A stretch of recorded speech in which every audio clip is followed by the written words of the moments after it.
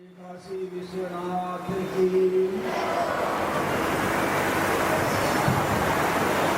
परसों में सुनी कोई महाराज भाई कोई गुजर के कहेंगे महाराज आएगा तो मारे बरसात करूँ लागे जरा कालीन के भगवान ने किया रे भाई हम मीठा ही अगला के जो सुरुराग भाई और बरसात परसों रात में काना में आवाज आई कि महाराज फलाना फलाना आदमी कह रहा है कि आ जाओ जब बरसात करूँ है फिर कोई टोट क्यों करोगी जब मैं क्यों रे भाई सुबह भगवान इंद्र ने क्यों रे भाई आगे सुन ले भाई और कहीं वास्ते आप 2 दिनों बरसात आ रही है भाई लोग नहीं तो शिव जी की कथा हुए और बट फोड़ा गाले कौन गाले फोड़ा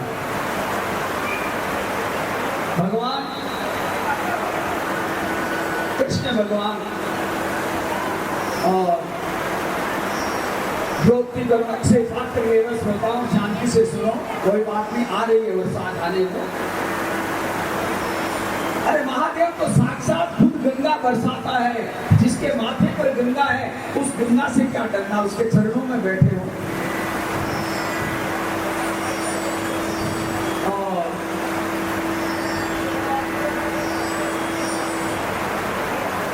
इस प्रकार भगवान अक्षय पात्र लिए और जो ही अक्षय पात्र लिए उसके अंदर में कोई बात नहीं उसके अंदर में एक छोटा सा साग का पत्ता लगा साग जिन आपा चिंद्रा ही बोला ना चिंद्रा हो यानी साग का पत्ता लगा हुआ भगवान उस साग के पत्ते को उंगली से निकाले और निकाल करके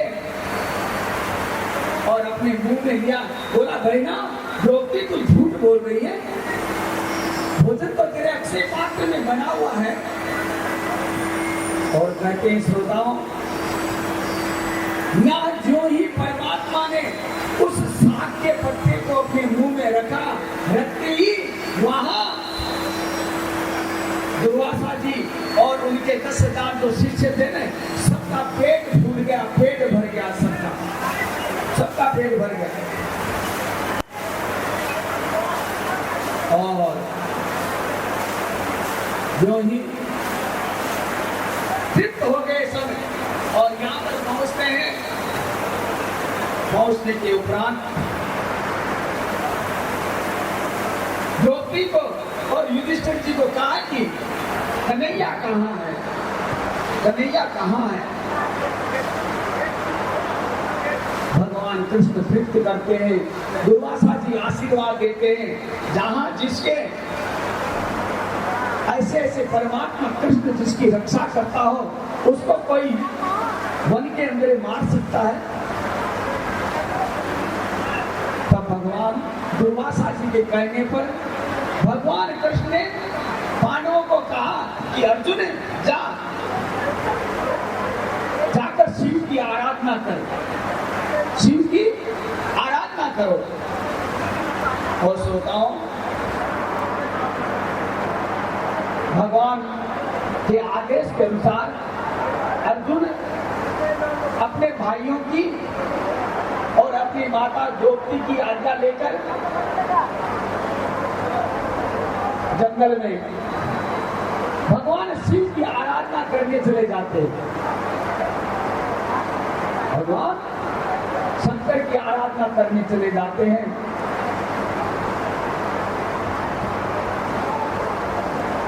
भगवान शंकर ने एक समय एक मुक्त नाम का दैत्य जहां अर्जुन तपस्या कर रहा था उस जगह पर एक मुक्त नाम का दैत्य इसको भी किसने भेजा था दुर्योधन ने सुअर का रूप धारण करके आया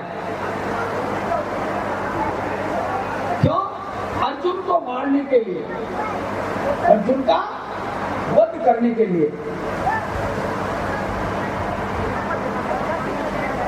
अर्जुन ने उसको मायावी देखकर विचार किया ये मुझे मारने के लिए आया है और विचार करता करता मन में भी ये भी विचार आया कि कहीं परमात्मा शंकर को परीक्षा लेने के लिए तो नहीं आए हैं क्या? कहीं भगवान शंकर परीक्षा लेने तो नहीं आए? इस भाव से और अर्जुन की आंखें पहचान गई। 4 जगह आंखें पहचान जाती है भैया। उज्ज्वल, सरस और तिरछी और 4 लाल, ये 4 प्रकार की आंखें होती है। एक तो उज्ज्वल, उज्ज्वल के समय में कोई मित्र का सहयोग होता है। मित्र यदि सामने आता हो तो उसकी आंखें बिल्कुल उज्ज्वल साफ हो जाती हैं। और सरस बेटो सामने आवे तो भी की आंख बिल्कुल सरस हो जाए, बिल्कुल शांत हो जाए। और तिरछी जब होती है कि तब कोई स्त्री सामने आ जाए तो उसके सामने आंख टेढ़ी हो जाती, आंखें टेढ़ी करवा ला या लुगाई दिखता। और लाल आंख जब होती है जब कोई सामने शत्रु आ जाए, जब कोई सामने शत्रु आ जाए तो ये लाल आंख होती है, समझो कि ये मेरे सामने शत्रु है। अर्जुन आंखों से विचार करता है कहीं मेरे भोलेनाथ तो नहीं आए यहाँ पर। इतने में वह सुअर बहुत जोर से आवाज करता है, घुर्राता है। अर्जुन मन में सोचने लगा कि ये भगवान शंकर ही है, मुझे दर्शन देने के लिए आए हैं। भगवान शिव सर्वत्र है, सर्वव्यापक है और हर रूप धारण कर सकते हैं, इसीलिए परमात्मा ने आज सुअर का रूप धारण करके आए। ये मन में विचार किया। सदैव याद रखो भाई लोगों, जीवन में बहुत सुख सुविधा मिली था ना, बहुत मिली। घर में बहुत लक्ष्मी भी, भगवान की कृपा हो, घर में लक्ष्मी भी खूब है। और करे मृत्यु विज्ञान की आवे है कि आपने सामने ही की मौत भी हुआ है, लेकिन करे भी कोई के प्रति बुरो नहीं सोचनी। अर्जुन ही शिक्षा देवे है कि करे भी कोई के प्रति बुरो नहीं सोचनी। घर में गणु पीछे गिरे हुए, भगवान की कृपा रहे, घर में सुख संपन्नता भी रहे हैं, लेकिन एक याद रखने की इन्हें भी जानवर अपने भी जानू है। ये वास्ते करे कोई के प्रति बुरो नहीं सोचनी। भगवान मैं आज अर्जुन श्रद्धा राखी, वो सुअर हो मारवा आयो, लेकिन अर्जुन ने आई है कि मारो भगवान शिव साक्षात मन दर्शन देवा आयो।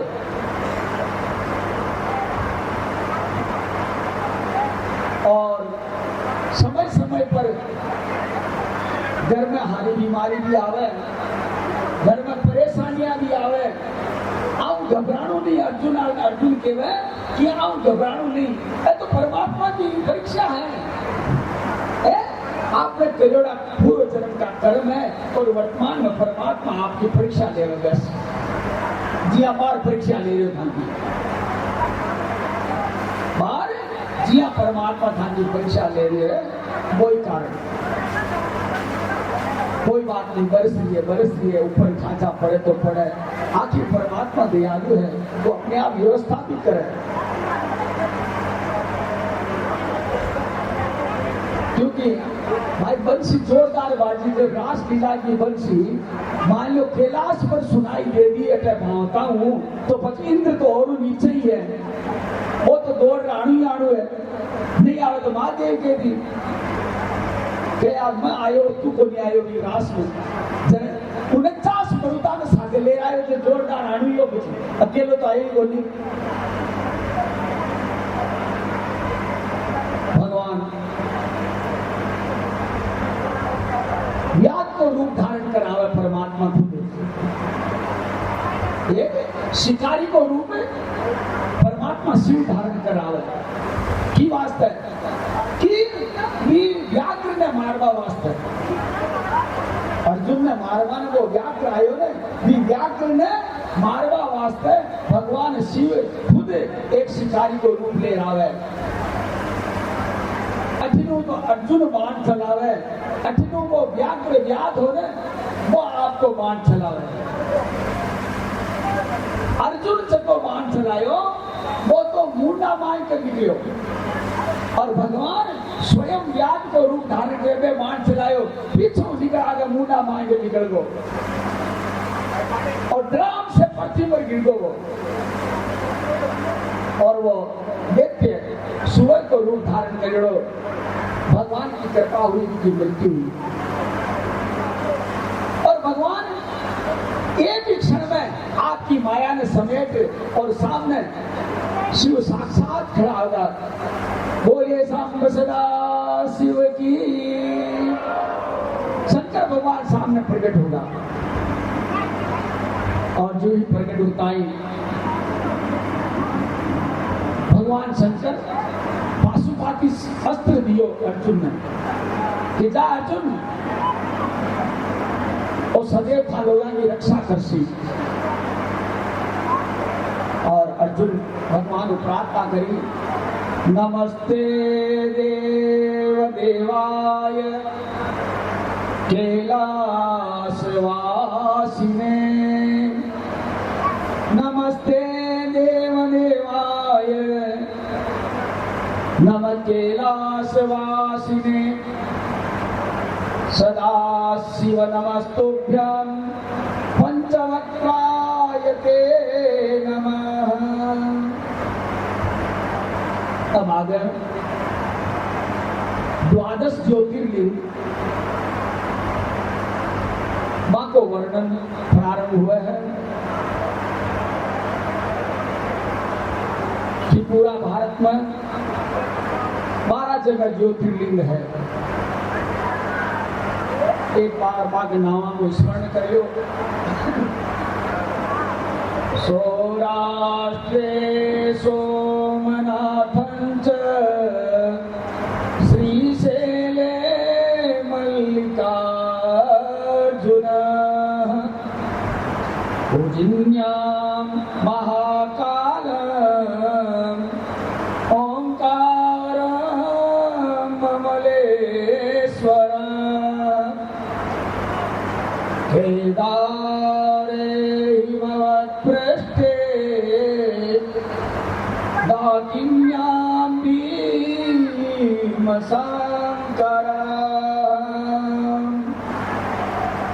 वाराणस्यां च विश्वेश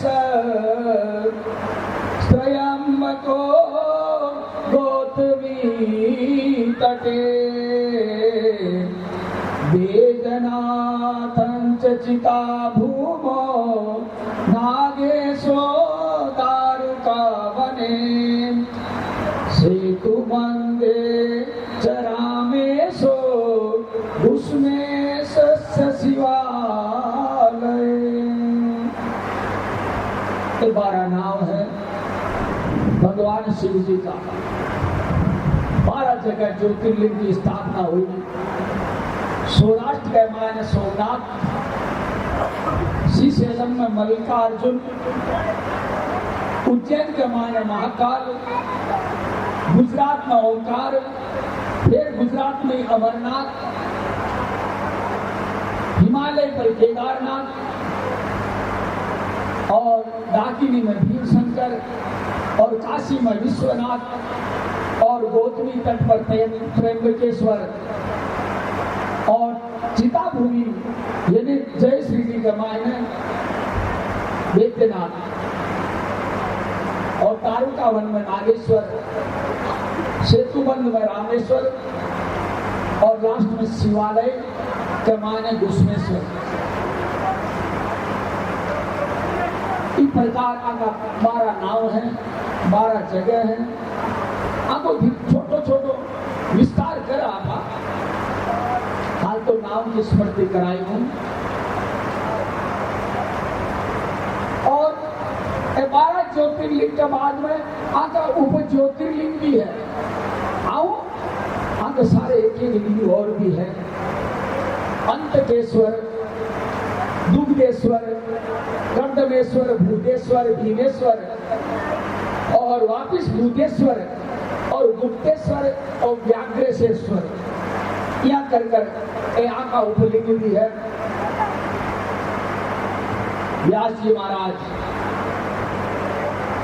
ऋषियों को बता रहे हैं, हे ऋषि, अत्रि मुनि और अनुसुईया, अत्रि मुनि और अनुसुईया के ऊपर में गंगा जी ने कृपा की। जहां चित्रकूट में अत्रि और अनुसुईया जी का जो आश्रम है, वहां पर गंगा जी पधारी। तो उस समय में अनुसुईया जी ने गंगा जी को कहा कि मां गंगे, बोले आप यहां पर निवास करो। गंगा जी ने कहा कि हे अनुसुईया, यदि आपके पति की हुई सेवा 1 साल की और 1 वर्ष का ही किया हुआ पूजन, पातिव्रत्य का धर्म का पूजन, यदि ये आप मुझे सौंपते हो, मुझे अर्पण करो तो मैं यहाँ निवास करूंगा। उसी समय में अनुसुईया जी ने संकल्प के माध्यम से अपना 1 वर्ष का पातिव्रत्य जो पूजन किया था, पति की सेवा का जो उसको फल था वह, और भगवान शिव की पूजा का फल, वह सब संकल्प के माध्यम से गंगा जी को दिया। मेरे श्रोताओं, उसी समय में गंगा जी ने कहा कि हे देवी, मैं आपके इस तपस्या से, आपकी पूजा के फल से मैं प्रसन्न हूं। और वहां पर शिव जी भी पधारते हैं।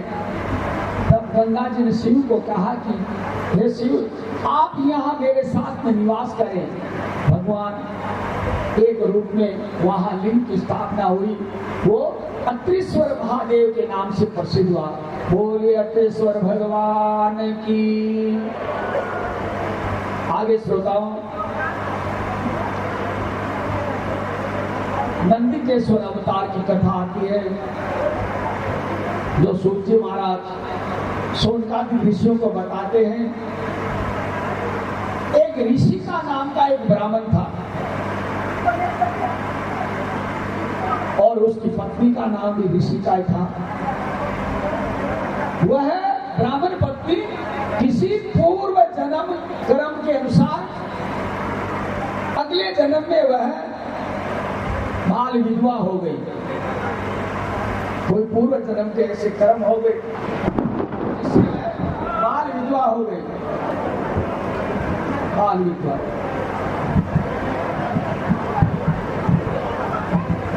भगवान का कठोर तपस्या करने लगी, वह भगवान की पाठ पूजाएं करने लगी।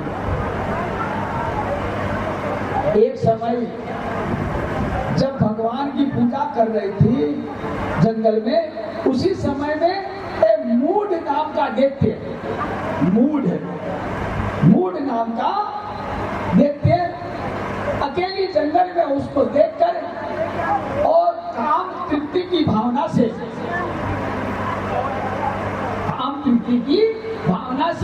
वह उस ब्राह्मणी को सताने लगा, चारों तरफ घूमता फिरता वहां पर। लेकिन वह सुंदरी अपनी धर्म की रक्षा के लिए भगवान से आर्त भाव से भगवान से प्रार्थना किया, शिव से पुकारने लगी शिव को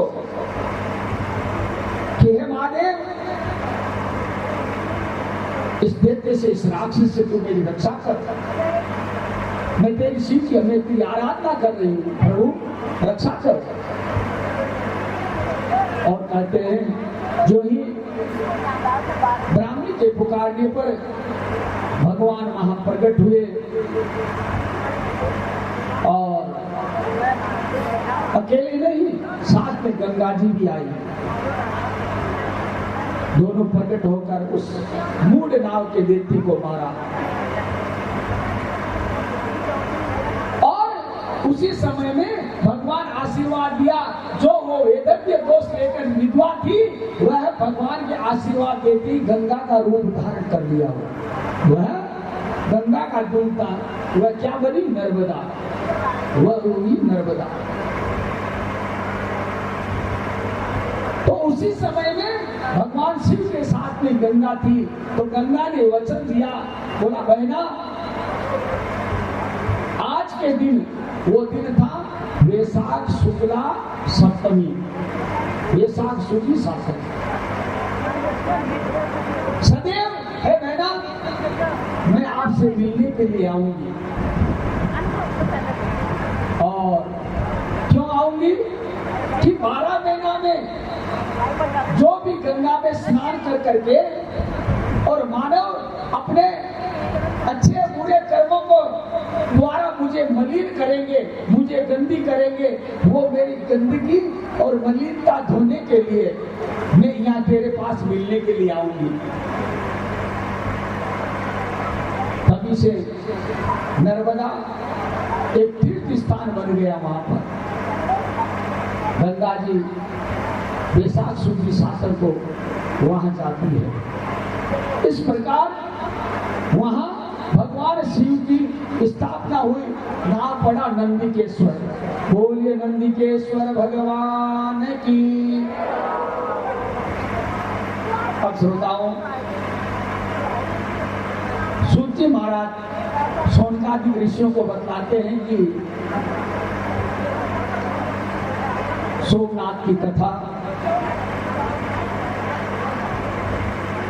ये है ऋषियों। एक बार महामना दक्ष प्रजापति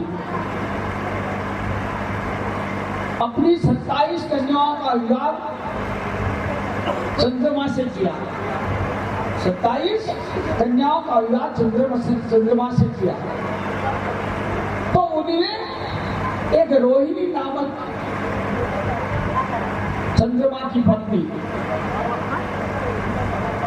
तो चंद्रमा रोहिणी को ज्यादा चाहता था, रोहिणी से अधिक प्रेम करता था। तो अन्य पत्नियां थी, उनको ये अच्छा नहीं लगा। तो वह अपने पिता को, राजा दक्ष को जाकर कहा कि बाप जी, ये चंद्रमा है, ये केवल एक रोहिणी से प्रेम करता है, उससे ही, उसको ही चाहता है, हमें वह मान सम्मान नहीं देता। उसी समय में दक्ष चंद्रमा को बुलाकर समझाया। चंद्रमा को कहा कि हे चंद्र, आपके सब समान हैं, इसीलिए आपको समान दृष्टि से सबसे व्यवहार करना चाहिए। लेकिन फिर भी चंद्रमा नहीं माना। दोबारा समझाया, नहीं माना। उसी समय में राजा दक्ष ने चंद्रमा को श्राप दिया। बोला जा, आज के बाद में तेरे को क्षय रोग हो जाए, शरीर में क्षय रोग हो जाए, पांडु रोग हो जाए, तेरा शरीर सफेद गिर जाए और तेरी चंद्रमा सदैव क्षीण हो जाए, तो श्राप दिया। जो ही दक्ष के श्राप देते ही देवताओं को घबराहट हुई, देवता घबराने लगे, चिंता हुई। उसी समय में सूची कहते हैं कि ब्रह्मा जी के कहने पर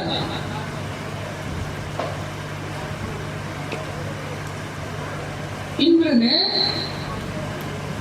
इनके कहने पर शिव जी का अनुष्ठान किया। चंद्रमा ने शिव जी का अनुष्ठान किया, पंचाक्षर मंत्र का जाप किया।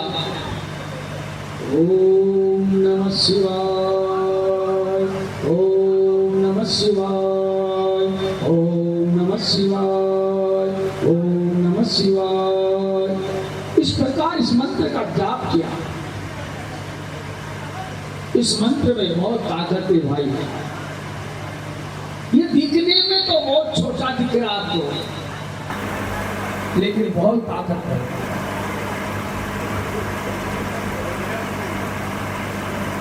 इसके 5 लाख यदि जाप कर लो ना, 5 लाख, तो साक्षात परमात्मा स्वप्न में दर्शन दे देते हैं।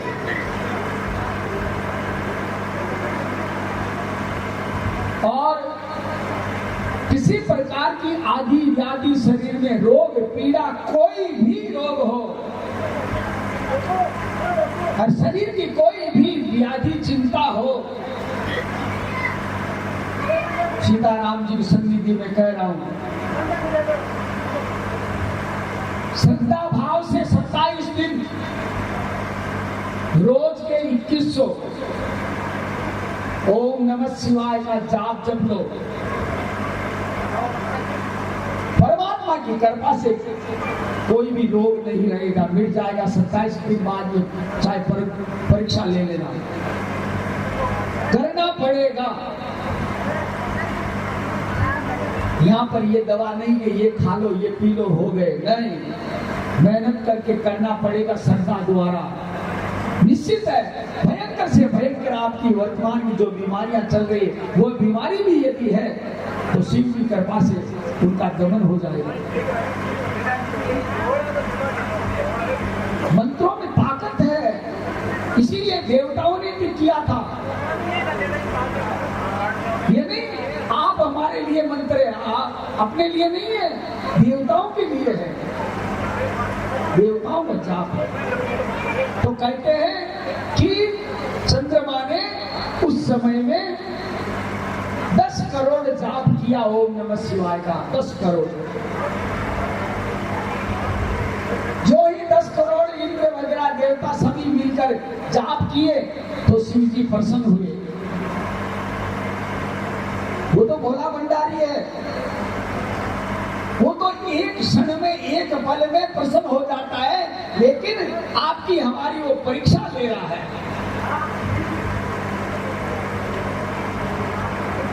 इसीलिए वो समय डालता है कि इतने समय तक ये फलाना तू काम कर।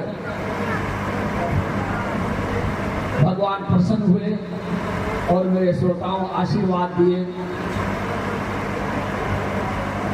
भगवान ने कहा कि जाओ, आज के बाद चंद्रमा तू एक पक्ष में घटेगा, एक पक्ष में बढ़ेगा। एकम अमावस्या चाहे तो घटी और फिर एकम पुण्यताई बढ़वाला आई जाए खाली कला। और दूसरी बात,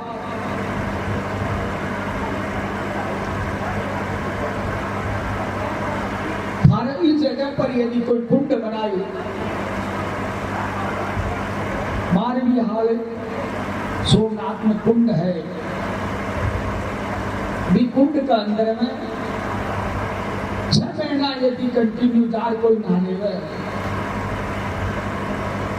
बड़ो कोई भी क्षय रोगी हो जाए, सफेद शरीर जी को हो जाए, पांडु रोग जी ने बोले, वो भी बटे 4 स्नान कर लेवे और पठा को मट्टी यदि शरीर पर लगा लेवे ना तो भगवान की कृपा वो लोग शरीर में रेवे ही करिए नजदीकी को थे। सभी देवता सोम कुंड की स्थापना करी। भयंकर पाप कर्म किए हुए हैं, वहां स्नान करने पर प्राणी पाप मुक्त हो जाता है। सूर्य जी कहते हैं ऋषियों, जो मनुष्य उस जगह आकर इस कुंड में यदि कोई स्नान करता है अपने पापों से मुक्त हो जाता है, क्षय रोगी रोग से मुक्त होता है, नाना प्रकार की घर की भी किसी प्रकार की आदि व्याधि पीड़ाएं रहती है, असाध्य से असाध्य बीमारी मिट जाती है। वही नाम पड़ा वहां सोमनाथ। बोलिए सोमनाथ भगवान की। आगे कथा आती है मल्लिका अर्जुन। सूर्य जी बतलाते हैं ऋषियों,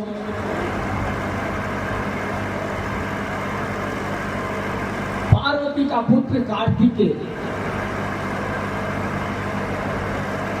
जब परिक्रमा कर नहीं लौटा, सर्वप्रथम गणेश जी की मंगल कामना करके विवाह किया गया और कार्तिकेय भगवान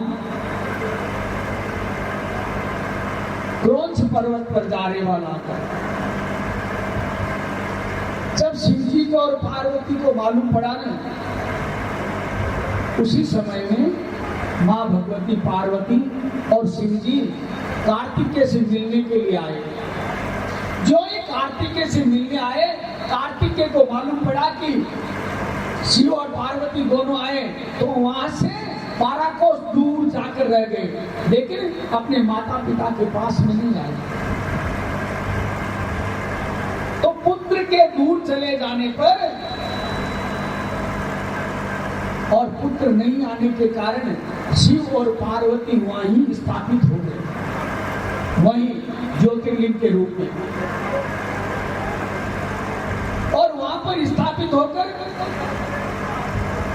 अमावस्या के दिन वहां शिव जी अपने रूप में स्थित रहते हैं और पूर्णिमा के दिन पार्वती कुमार को अपने बेटे को देखने के लिए वहां जाती है आज भी। तब से वहां उस जगह का नाम पड़ा मल्लिकार्जुन। दक्षिण भारत में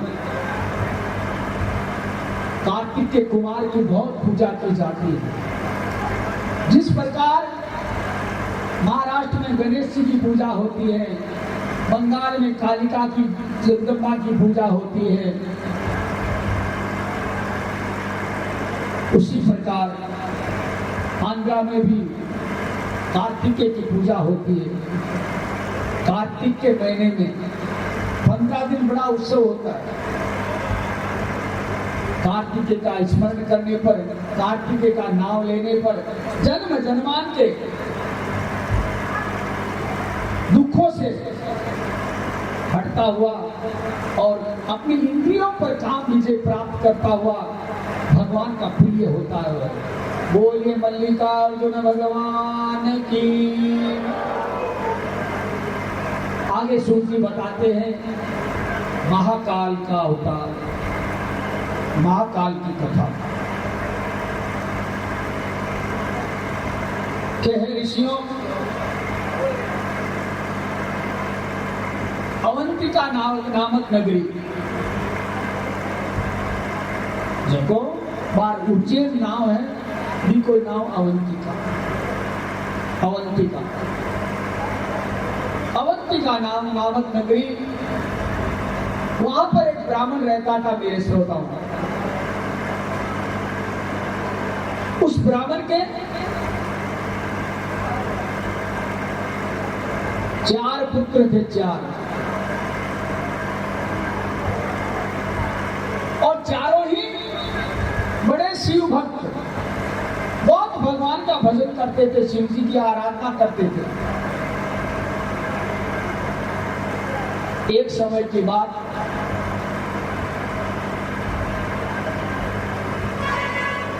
रत्नमाल पर्वत के ऊपर में एक दैत्यों का राजा, वह ब्रह्मा जी की तपस्या कर रहा था। दैत्यों का राजा वह ब्रह्मा जी की तपस्या कर रहा था और ब्रह्मा जी की तपस्या कर करके और भगवान से वरदान पा लिया था, वरदान मांग लिया भगवान से। वरदान पाकर ब्राह्मणों को कष्ट देने लगा। वह दैत्य कहा कि अपने दूतों को बोलो जाओ, जहां कहीं भी ब्राह्मण वगैरह दिखाई देते उनको मारो, उनको पूजा मत करने दो। पूजा पाठ सब बंद करवा दिया। जहां भी देखते पूजा सामग्री पड़ा है उसको नष्ट कर देते थे।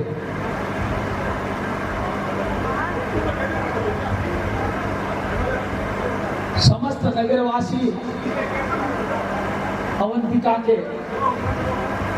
इकट्ठे होकर और चारों ब्राह्मणों के पास में आए, आकर निवेदन किया, है ब्राह्मण देवताओं, ये राक्षस लोग हमें मार डालेंगे, हमें पूजा पाठ नहीं करने देते, हमारी रक्षा कीजिए। आप ब्राह्मण हो, आपका कर्तव्य रक्षा करना। और चारों ब्राह्मणों ने अपने नगर वासियों को समझाया, बोला भाई लोगों शांति रखो, धैर्य रखो और महादेव की पूजा करो, सबसे पर विश्वास रखो बस। और सभी बैठकर ब्राह्मणों के आदेश के अनुसार शिव पूजा करने लगे। तो उसी समय में सब शिव पूजा कर रहे थे, तो वो दैत्यों के दैत्य इकट्ठे गण इकट्ठे होकर और ब्राह्मणों को मारने के लिए दौड़ पड़े। और जो ही मारने के लिए दौड़ते हैं, अचानक जोरदार विस्फोट होता है, शिवलिंग के अंदर में से परमात्मा प्रकट हो जाते हैं। बोलिए शंकर भगवान की। और उसी समय में उस शिवलिंग में एक छोटा सा खड्डा हो जाता, खड्डा, और उस खड्डे के अंदर से भयंकर रुद्र रूप धारण किया हुआ महाकाल, देखते देखते शिव इतना विराट स्वरूप धारण कर लेता, विराट, और उन दैत्यों का संहार करता है। और फिर वही परमात्मा ब्राह्मणों को आशीर्वाद देकर सदैव सदैव के लिए वह लिंग महाकाल के रूप में वहां विराजमान हो जाता है। बोलिए महाकालेश्वर भगवान की। कुछ एक कथा ऐसी भी है कि वहां पर उज्जैन का जो राजा चंद्रसेन, इतना धर्मात्मा था उज्जैन का राजा चंद्रसेन, नित्य वह पाठ पूजा भगवान की शिव आराधना करता था। तो एक चंद्रसेन का मित्र था। तो चंद्रसेन का मित्र मणिभद्र जिसका नाम था, मणिभद्र के पास में एक ऐसी परमात्मा की सूर्य नारायण की दी हुई मणि थी, मणि। मणिभद्र ने विचार किया, मेरे मित्र चंद्रसेन राजा को मणि देऊं मैं, क्यों, मेरे किस काम की नहीं है, यहाँ का राजा है, उसे राजपाट चलाना है, उसे धन संपत्ति की आवश्यकता है, तो ये मणि राजा के काम आएगी। क्यों, मणि का क्या काम था, जिस किसी भी धातु को स्पर्श करती सोना बन जाता, जिस किसी भी धातु को स्पर्श करते ही सोना बन जाता, इसीलिए राजा को दिया। तो राजा को चंद्रसेन के पास में वह मणि आने के उपरांत और दूसरे राजा थे, वह चंद्रसेन पर जलने लगे और विचार किया कि चंद्रसेन को मारकर ये मणि अपन छीन ले। तो सूर्य जी कहते हैं, हे ऋषियों, एक दिन वह अन्य राजाएं सेना लेकर चंद्रसेन पर टूट पड़े। तो चंद्रसेन राजभय से, मरने के डर से और मंदिर में महाकाल की शरण में चला गया। विचार किया कि बाहर में ये राजा लोग मार देंगे, तो महाकाल की शरण में गया।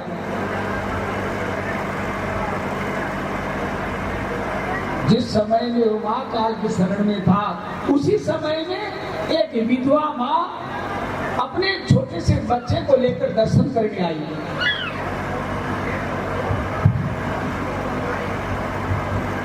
तो दर्शन करते समय में बच्चे की इच्छा हुई कि माँ, मैं शिव जी की पूजा करूं, तो बैठ कर। वरदा माँ ने जबरदस्ती बच्चे का हाथ पकड़ करके बोला, नहीं, चल घर चल, या पूजा करेगा, और बच्चे को घर ले गई। वह बच्चा रोता हुआ घर पर पहुंचता है और घर पर जाकर एक कमरे में कुटिया में बैठकर और एक पत्थर लाकर रख देता है, और पत्थर रखकर और भगवान शिव की पूजा करता बैठा बैठा। जो भी मन में पास में है, पानी, जल, पुष्प, जो भी है या मन के भाव है, उस भावना से वो पूजा कर रहा है शिव जी की। माँ ने आवाज दिया कि बेटा, बोला भोजन कर ले। बेटा ने नहीं सुना। फिर दोबारा माँ आवाज दिया, बोला बेटा भोजन कर ले। वो अपने ध्यान में था भगवान शिव के। कहते हैं कि माँ ने आकर देखा कि बेटा ध्यान कर रहा है, सामने एक पत्थर रखा हुआ है। माँ इतनी नाराज हुई और क्रोध करते हुई उस पत्थर को पकड़कर बाहर फेंक दिया और बच्चे को मारने लगी। बच्चा अचेत हुआ, उस विधवा का पुत्र अचेत हो गया। कहते हैं कि कुछ समय बाद जो ही उसे चेतना हुई, तो देखते देखते उसके सामने वही महाकालेश्वर साक्षात मंदिर वहां स्थापित हो गया और स्वर्ण आदि खंबे लगे हुए हैं। महादेव आशीर्वाद के रूप में सामने खड़ा है। राजा देखने अचंभित हुआ और उसी समय में वो अन्य राजा लोग भी थे।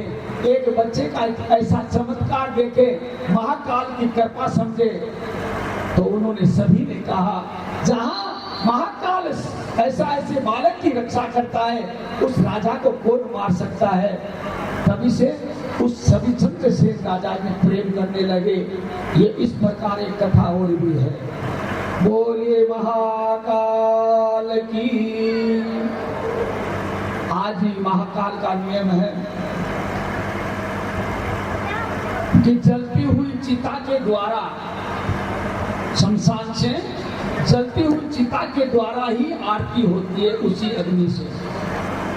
आज भी नियम है और अभी तक कभी भी शमशान भूमि बंद नहीं हुई।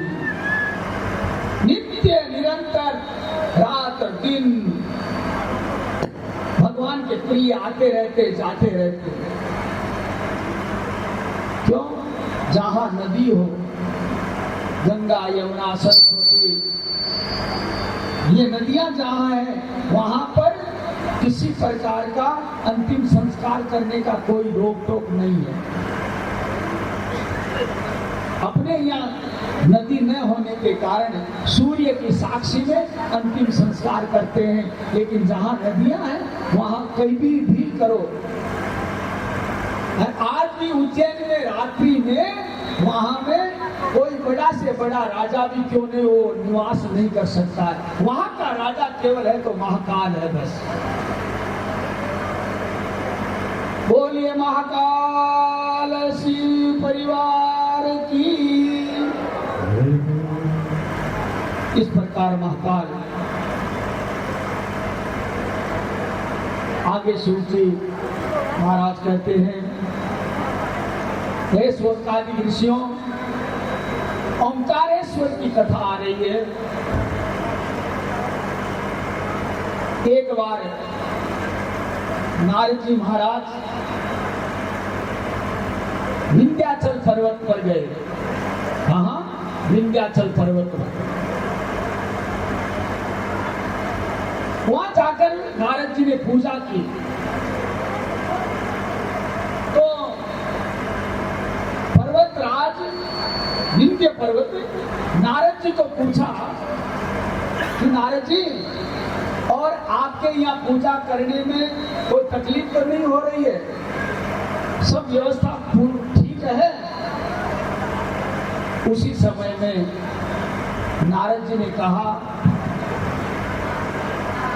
हे विंध्यराज, और तो सब ठीक है, लेकिन आपसे बड़ा हिमालय है, आपसे बड़ा हिमालय का शिखर है, आपका छोटा है। जो ही नारद जी के द्वारा हिमालय सुमेरु पर्वत को बड़ा बड़ा बताया, अपने को मन में धिक्कारने लगा।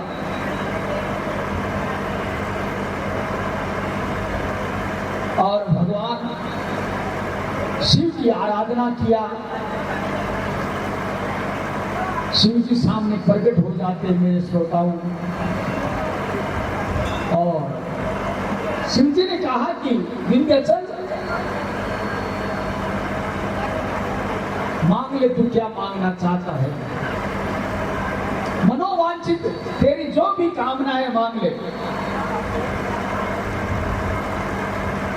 विंध्याचल ने कहा कि प्रभु, मेरी कोई इच्छा नहीं है, मेरी इच्छा यही है आप यहाँ विराजमान रहो। भगवान आशीर्वाद दिए, एक रूप में वहां परमात्मा विराजमान हुए, वही ओंकारेश्वर कहलाए। बोलिए ओंकारेश्वर भगवान की। और जो पहले नारद जी जो पूजा किए थे वह परमेश्वर लिंग के नाम से प्रसिद्ध है। इसीलिए वहां पर दो लिंग है विंध्याचल के ऊपर में, एक तो साक्षात शिव है और एक पहले से स्थापित है, वो परमेश्वर लिंग है। लेकिन दोनों में एक ओंकारेश्वर ही कहलाता है दो ही। आगे भगवान केदारनाथ की कथा आती है। सूची महाराज कहते हैं, हे सोनकादि ऋषियों, एक समय में नर नारायण जो भगवान विष्णु के ही अवतार थे, नर नारायण, उन्होंने बद्रीनाथ पर जाकर भगवान की तपस्या की। अनेक वर्षों से भगवान का वहां शिव का आराधना किया, शिव जी की। भगवान शिव प्रसन्न हुए।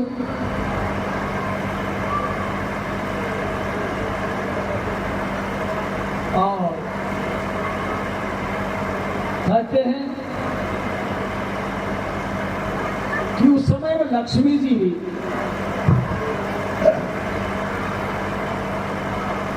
भगवान नारायण से कहा कि नारायण, ये भवन, ये महल, ये बड़ा सुंदर है नारायण।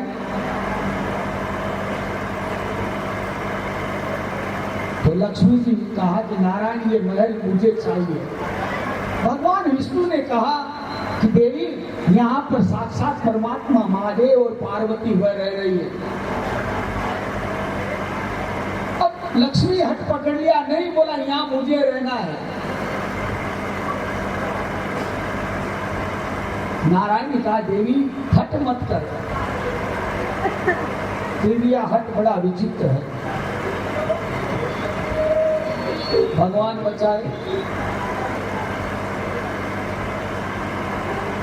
तो भगवान विष्णु ने कहा देवी ठीक है, देखिए मैं व्यवस्था करता हूं। सायंकाल के समय में भगवान शिव पार्वती घूमने जाते हैं डेली। शाम को नित्य शिव पार्वती घूमने जाते हैं। यहाँ नारायण और लक्ष्मी भी घूमते हैं। तो इसीलिए कहते हैं शाम के समय में कहीं घर बंद नहीं करना। एक तो एक घर छोड़ कर बारे नहीं जानू। और अपनी सगड़ा की आदत है, थाकी नहीं सेना की बात बताऊं, और काइंड ऑफ थाम भी है व्यवस्था तैयार की। शाम का हुई जर में बंद कर दरवाजो, ताड़ो लगा घूमवा निकल सी शाम का। और शाम के समय में यदि आप घूमवा ताड़ो लगा निकल जाओ हमारे और पच क्या की घरे उंदरा है जगह उछल कूद करे, महाराज घरे धान को नहीं आई पेट्रोल धान। सिंधिया के टेम में लक्ष्मी आवे घर में। सुबह भगवान नारायण को आगमन है, शाम का पार्वती जी आवे, सुबह शिव जी आवे घर में।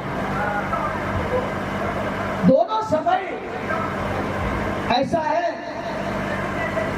कि कभी भी घर बंद करके नहीं जाए, अपने घर में व्यवस्थित रहे, घर में रहो। उस समय में लक्ष्मी का आगमन है। यहाँ पर मेरे श्रोताओं, भगवान शिव और पार्वती ये तभी से मनाई है जाना। ये शिव पार्वती बाहर चले गए थे शाम के समय में, और उस समय में भगवान विष्णु उससे पहले छोटा रूप बनाए थे।